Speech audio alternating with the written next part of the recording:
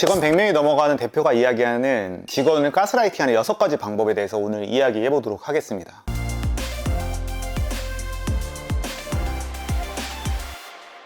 어려 보여서 놀라셨죠? 하지만 저는 인사관리 부분에서는 좀 자신이 있는 편인 것 같아요. 2021년 100명의 직원이 넘어갔고 퇴사자 평점 전국 1등을 작년에 유지했을 정도로 계속 괜찮게 직원 관리를 하는 대표라고 생각을 합니다. 그럼 이렇게 물을 수 있어요. 너 투자 몇백억 받은 걸로 그걸로 고용 막 하는 거 아니야? 저는 투자를 한 푼도 받지 않은 상태에서 여기까지 열심히 해오고 있습니다. 작년에는 종합베스트셀러 1등을 하는 역행자를 쓴 작가이기도 하고요. 네가 뭔데 얘기해? 라고 이야기할 수 있으니 간단히 소개를 했습니다. 인사 고용을 할 때 원칙들이 있다고 생각을 해요. 많은 대표와 사장 그리고 팀장님들 아니면 직책이 높은 분들은 사람을 관리하는 게 참 어렵죠. 이런 정보는 어디 없나? 라고 항상 저는 안타까웠기 때문에 제 나름대로의 노하우를 공유함으로써 도움이 되셨으면 좋겠습니다. 첫 번째는 높은 임금을 주는 거예요. 너무 뻔한 이야기 같지만 사람은 인지적인 오류 때문에 이 사람은 연봉 3천 받던 사람인데 3천 줘야지, 시급이 10,000원인데 뭐 10,000원 줘야지 라고 생각을 해요. 굉장히 잘못된 인사 정책이라고 저는 생각을 합니다. 저는 오프라인 매장도 3개 정도를 하고 있는데 이 사람의 능력에 비해서 1.2배를 주려고 해요. 장점이 일단 질 좋은 사람들이 들어오게 됩니다. 그리고 이 사람들이 나갈 확률도 적어지게 돼요. 원래는 한 명을 뽑아서 많은 문제들이 발생을 하죠. 이 사람을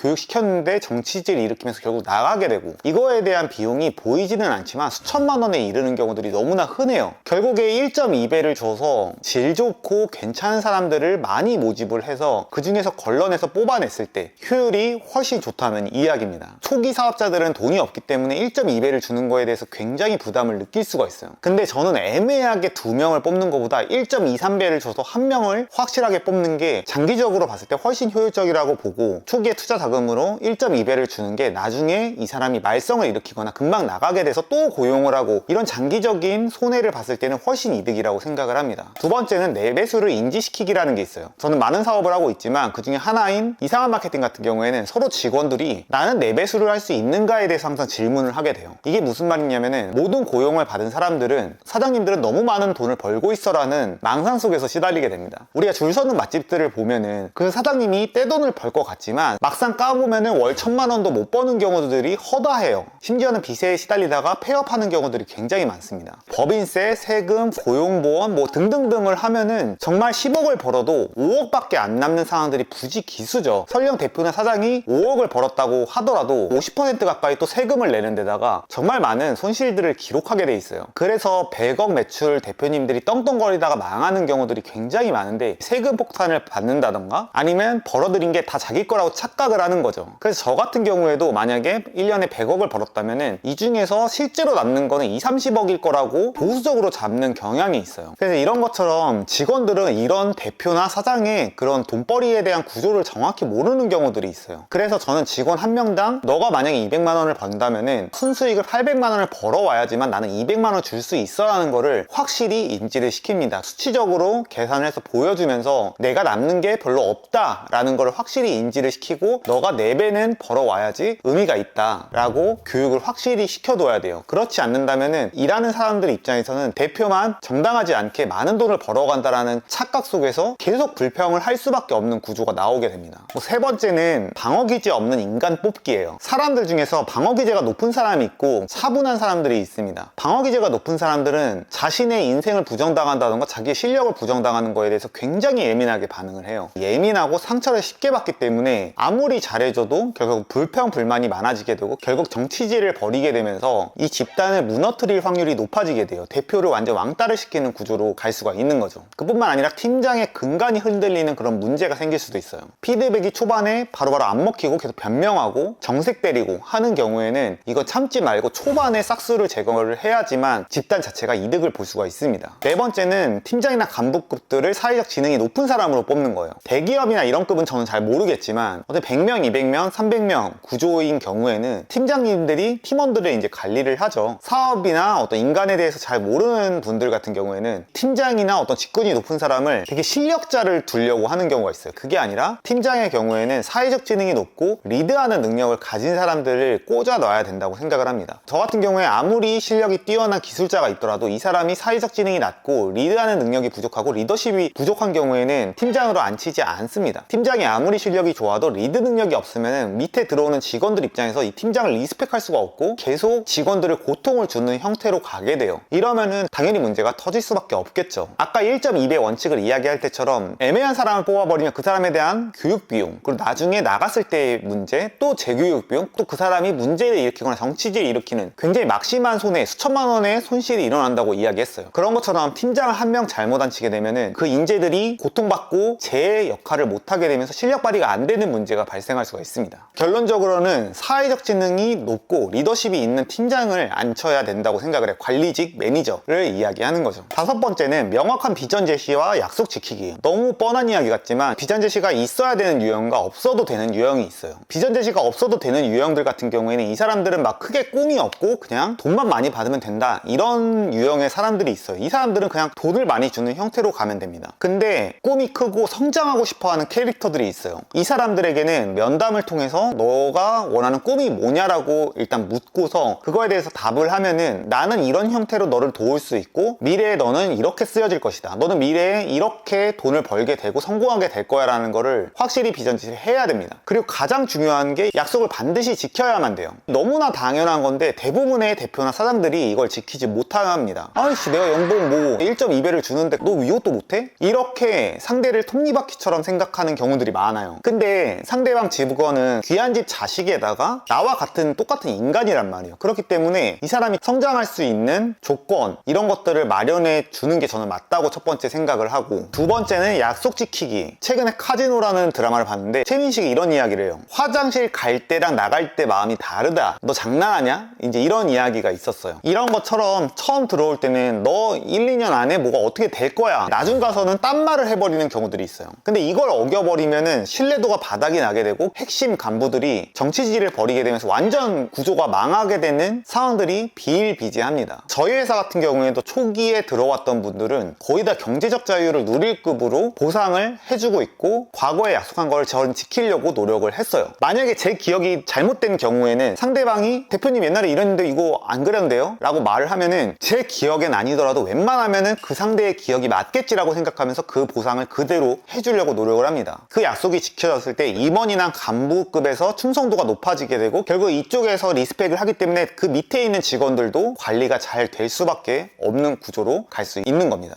마탱이 간 직원들 같은 경우에는 이걸 딴소리 하는 경우들이 확실히 있긴 해요. 그래서 초기에 확실히 그걸 문서화 작업을 한다던가 카톡에 기록을 남겨두는 형태로 가면은 카톡 봐봐 이랬잖아 라고 이제 증거를 남겨둬야겠죠. 여섯 번째로 이건 정말 중요하다고 생각을 하는데, 사람을 뽑는 것도 정말 중요한 행위예요. 근데 직관적으로 사업을 하는 사람들은 매출이 중요하고 순수익이 중요하기 때문에 그거에만 뭔가 집중을 하고 사람을 고용하는 행위에 대해서는 굉장히 저평가하는 심리적인 기제가 있어요. 처음 이상한 마케팅을 만들 때 진짜 이해가 안 갔던 게 구인구직 란을 보게 되면은 정말 와 어떻게 이렇게 대충 적어서 구인구직을 하지? 그러니까 대기업이면 상관이 없는데 저기업이 아닌 기업들이 디자이너 뽑는다 끝! 연봉 끝! 그런 회사를 누가 들어가고 싶을까요? 저는 이제 오프라인 중에 이제 자아실현으로 욕망의 북카페라는 걸 이제 운영을 하고 있는데 초기부터 지금까지 아이돌 연습생이라던가 배우 연기자 연습생들이 굉장히 많이 일을 했었어요. 그 이유는 구인구직 사이트에 정말 상세하게 적으면서 예쁜 곳이다라는 걸 보여주고 1.2배 원칙을 지키니까 이제 인재들이 몰리는 시스템이 됐던 거죠. 그런 것처럼 이상한 마케팅도 보잘것없이 2명으로 시작했지만 지금은 정말 100여 명이 넘는 회사로 성장을 했죠. 초기에 들어왔던 분들이 굉장히 인재들이었는데 제가 구인구직 사이트에 글을 올릴 때 이 상대방에게 너는 비전이 어떻고 우리 회사는 비전이 어떻고 결국 우리가 어떤 방향으로 나아갈 것이다 라는 걸 굉장히 구체적으로 적어놨어요. 그러니까 이 비전을 보고 지원한 사람들이다 보니까 작은 규모였음에도 굉장히 퀄리티 있는 사람들이 몰릴 수가 있었던 거죠. 그래서 결론적으로는 인사 마케팅을 잘해야 된다라고 저는 생각을 하는 겁니다. 제가 자청이라는 유튜브를 하는 이유, 그리고 지금 회사도 제 능력에 비해서 잘 되는 이유도 자청이라는 캐릭터도 4년 전에 영상을 보고 감동받은 사람들이 저희 직원으로 들어왔기 때문에, 이 사람들은 기본적으로 책을 미친 듯이 읽고 자기 개발에 대한 욕구가 높은 사람들이에요. 일반 회사들보다 훨씬 퀄리티 있는 직원들이 올 수 있는 환경이 되었고 그러니까 빠르게 성장을 할 수가 있는 거죠.